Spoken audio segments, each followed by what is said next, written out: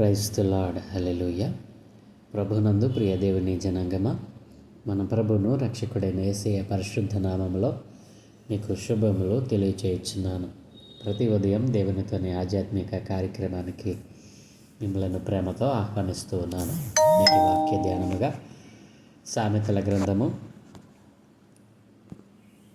8వ అధ్యాయము 32వ వచనం నుండి 36వ వచనం వరకు దేవుని వాక్యాన్ని చదువుకొని ధ్యానం చేసుకుందాం. కావున పిల్లలారా, నా మాట ఆలకించుడి, నా మార్గములను అనుసరించువారు ధన్యులు. ఉపదేశమును నిరాకరింపక దానిని అవలంబించి జ్ఞానులై ఉండుడి. అనుదినము నా గడప యొద్ద కనిపెట్టుకొని, నా ద్వారబంధముల యొద్ద కాచుకొని, నా ఉపదేశము వినువారు ధన్యులు. నన్ను కనుగొనువాడు జీవమును కనుగొనును, యెహోవా కటాక్షము వానికి కలుగును. నన్ను కనుగొనని వాడు తనకే హాని చేసుకొనును. నా యందు అసహ్యపడి వారందరూ మరణమును స్నేహించుదురు. ఆమేన్. ప్రభునందు ప్రియదేవుని జనాంగమా, చదవబడిన లేఖనము నిమిత్తమే ప్రార్థన చేద్దాం.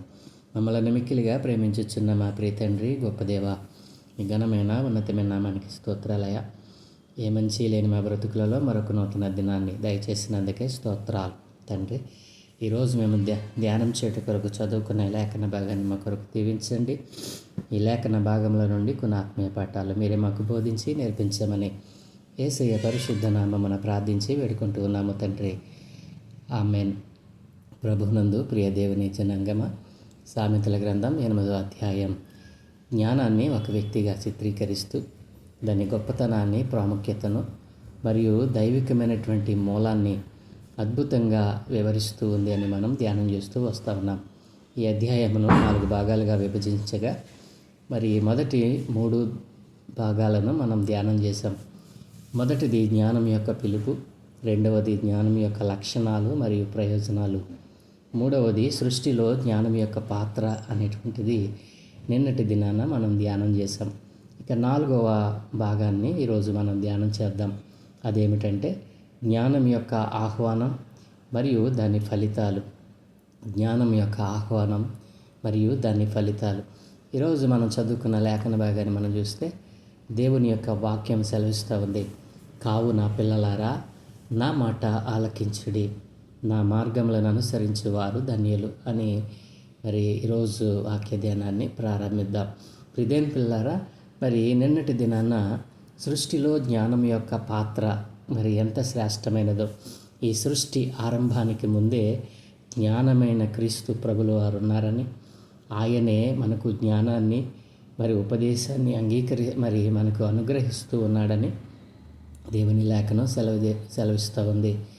పరలోకమును ఆయన మన కొరకే సృజించాడు అని, ఆ జ్ఞానం పొందుకున్న వారందరూ ఆ నిత్యరాజ్యము పరలోకము చేరాలని ఆయన నరులను చూసి ఆనందిస్తూ ఉన్నాడని నిన్నటి దినాన్న మనం ధ్యానం చేసాం. సృష్టిలో జ్ఞానం యొక్క పాత్ర ప్రధానమైనది. దానికంటే మరి దేవుడు ఆనందిస్తూ ఉన్నాడు. నా పిల్లలైన వారు జ్ఞానాన్ని పొందుకోవాలి, నా ఉపదేశాన్ని అంగీకరించాలి అని ఆయన పరలోకంలో నుండి నరులను చూస్తూ ఆనందిస్తూ ఉన్నాడు. నా ప్రియ దేవుని పిల్లలారా, మరి దానికి కొనసాగింపుగా మరి దేవుడు అంటున్నాడు కదా, కావున పిల్లలారా, నా మాట ఆలకించుడి, నా మార్గములను అనుసరించి వారు ధన్యులు అని అంటూ ఉన్నాడు. ఆయన మాట ఆలకిస్తే మనము ధన్యులమవుతాం. ఆయన మార్గంలో నడిస్తే మనం ధన్యములమవుతాం.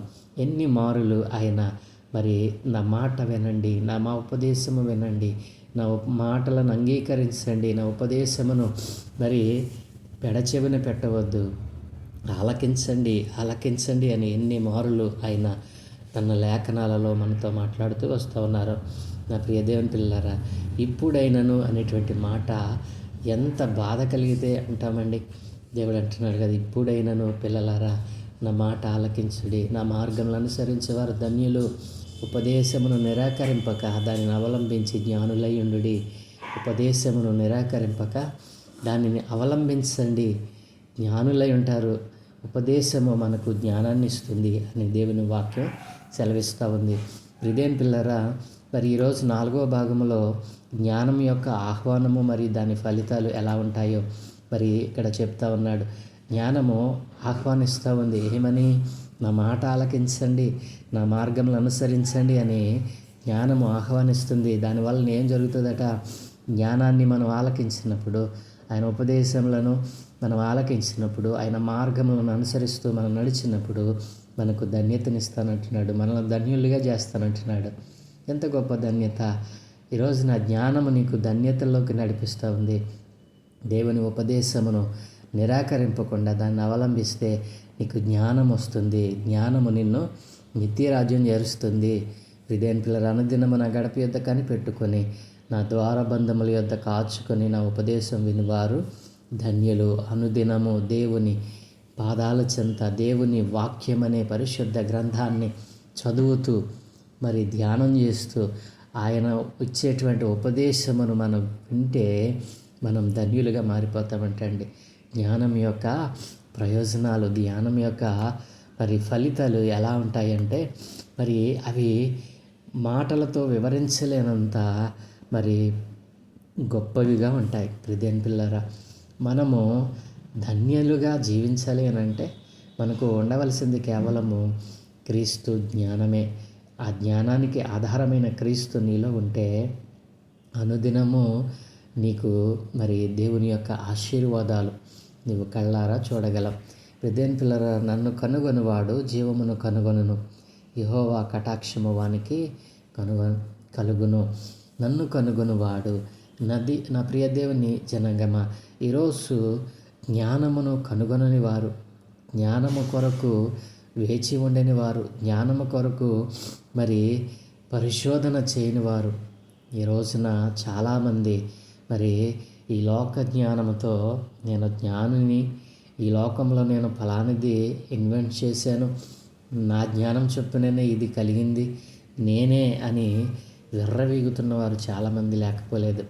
ప్రియమైన పిల్లరా, ఎవరు జ్ఞాని, ఎవరు వివేకి, ఎవరు తెలివి కలిగిన వారు అని ప్రశ్న వేసుకుంటే యేసు క్రీస్తు ప్రభుల వారిని ఎవరైతే కలిగి ఉంటారో, కలిగి ఉండటం అంటే ఏదో పైకి క్రీస్తు బిడ్డను కలిగి ఉండటం కాదు, కానీ హృదయపూర్వకంగా యేసును కలిగి ఉంటారో, ఆత్మపూర్ణులై మరి యేసును కలిగి ఉంటారో, యథార్థ హృదయముతో యేసును కలిగి ఉంటారో, ఉపదేశమును అంగీకరించి మనసుతో యేసును కలిగి ఉంటారో, ఆయన మాటలను ఆలకించి దాని ప్రకారము జీవించే మనసు కలిగి ఉంటారో వారు మాత్రమే జ్ఞానము కలిగిన వారు. జ్ఞానము క్రీస్తు అనుగ్రహిస్తే వస్తుంది తప్ప ఈ లోక సంబంధమైన జ్ఞానము నిన్ను పరలోక రాజ్యమును చేర్చదు. ఈ జ్ఞానము నీకు ఎక్కడ లభ్యమవుతుంది? పరిశుద్ధ గ్రంథమైన బైబిలులోనే నీకు ఇది లభ్యమవుతుంది. పరిశుద్ధ గ్రంథములో ఆయన జ్ఞానాన్ని ఇమిడ్చి ఉన్నాడు. ఆయన జ్ఞానాన్ని నీవు పొందుకోవాలనంటే నిత్యము ఆయన వాక్యమును చదవాలి. ఆయన వాక్యమును నీవు చదివినప్పుడు ఆయన జ్ఞానము నీ లోపలికి వెళ్తుంది. ఆ వాక్యమును ధ్యానిస్తూ ఉన్నప్పుడు ఆ జ్ఞానము నిన్ను వివేకవంతునిగా చేస్తుంది. అంతేకాదు ఆయనను కనుగొనేటట్లుగా చేస్తుంది. జీవమును ప్రియమైన పిల్లరా, ఆ జ్ఞానాన్ని ఎవరైతే కనుగొంటారో వారు జీవమును కనుగొన్న వారిగా మారతారు. ఆ జీవమే క్రీస్తు ప్రభులవారు. నేనే మార్గము, సత్యము, జీవము అన్నటువంటి క్రీస్తు ప్రభువుని వారు కనుగొంటారు. తద్వారా దేవుని యొక్క కటాక్షము వానికి కలుగుతుంది. కాబట్టి ప్రియమైన పిల్లరా, ఇక చివరిగా అంటున్నాడు, ఎవరైతే జ్ఞానమును కనుగొనరో, ఎవరైతే జ్ఞానాన్ని సంపాదించుకోరో, వారి జీవిత కాలంలో ఎవరైతే జ్ఞానాన్ని అసహించుకొని జ్ఞానము నీ దగ్గరికి వస్తూ ఉంటే దాన్ని తిరస్కరించి దాన్ని పారద్రోలి, ఉపదేశము నీ దగ్గరికి వస్తూ ఉంటే దాన్ని వినకుండా అసహించుకొని మరి ఎవరైతే ఉపదేశమును నిరాకరిస్తూ ఉన్నారో, ప్రియమైన పిల్లల, జ్ఞానము పొందుకొనకుండా, జ్ఞానము దొరికే కాలంలో దానిని సంపాదించుకొనకుండా, జ్ఞానము విరివిగా లభ్యమవుతున్నటువంటి ఈ దినాలలో దానిని సంపాదించుకొనకుండా, పొందుకొనకుండా నిరాకరిస్తూ ఉన్నారో, 36వ వచనంలో అంటున్నాడు కదా దేవుడు, నన్ను కనుగొనని వాడు తనకే హాని చేసుకొనును, నా యందు అసహ్యపడు వారందరూ మరణమును స్నేహించుదురు.